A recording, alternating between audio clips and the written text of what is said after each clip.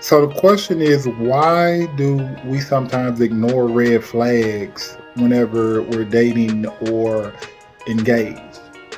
In my perception of why sometimes we may ignore these red flags is that sometimes we want to see the best in people.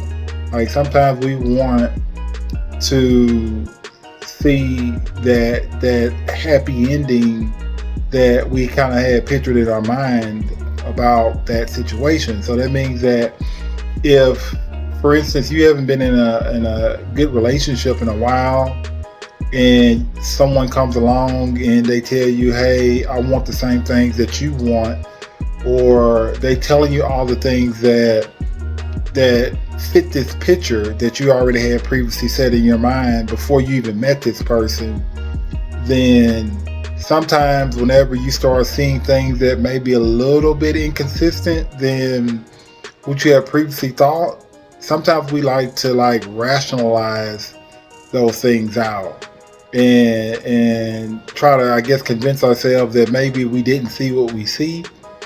And sometimes in like even the worst case scenarios, you may be with a person that may try to convince you that you didn't see what you see, and that's on the worst case scenario. Now everybody's not like that, but in certain situations it is like that, where you might be with someone and this may be a red flag, and that person might be just trying to manipulate you or just tell you, hey, you didn't see what you saw, or whatever the case may be.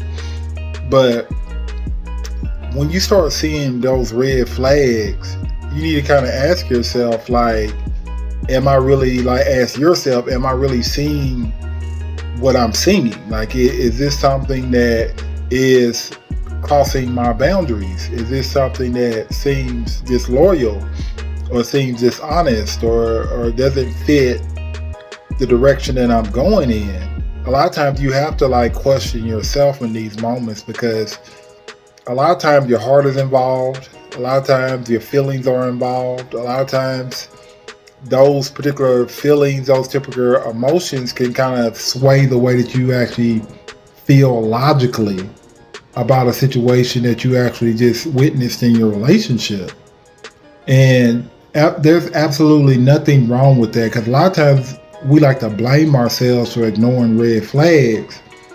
And I tell people all the time that sometimes you just have to get off of your back. Like, don't judge yourself so harshly for, not doing what you were supposed to do then, or because honestly, whenever you enter into a relationship, especially if this is a serious dating relationship or even engaged, like you're entering into these situations wholeheartedly.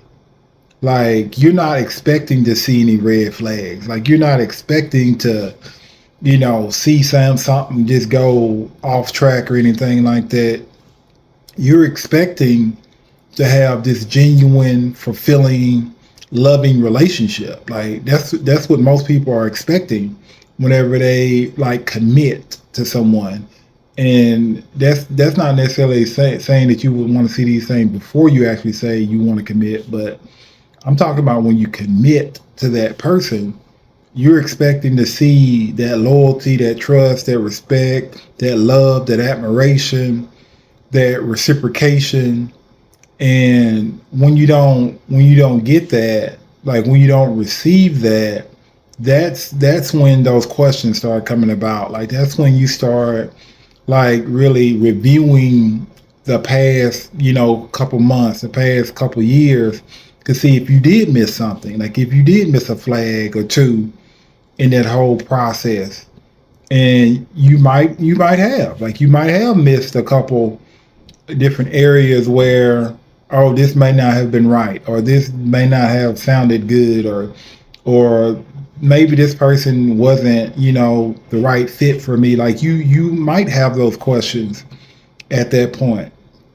But my advice to you is not to judge yourself so harshly. Like, don't push yourself so much to a point to where you start blaming yourself for being in love. Like, to actually just wanting something decent, like wanting something nice for yourself. Like, don't blame yourself for being human, because at the end of the day, we're all human and we all make mistakes.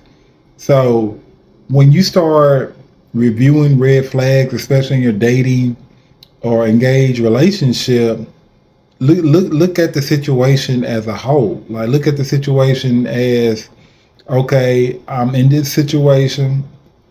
I'm starting to see that, there's some inconsistencies here. There are some things that are not matching up for me, and have the conversation. Like get with that person, have the conversation, and just follow your instincts. Follow your heart, follow your instincts, review the information, and see which direction you kind of want to move in. But at the end of the day, everything about communication and everything about is about your perception, and not just solely about what the other person is telling you. Because at the end of the day, you personally have to be happy in that situation that you're in. Like you have to be happy in that relationship in order to make somebody else happy and content in that relationship.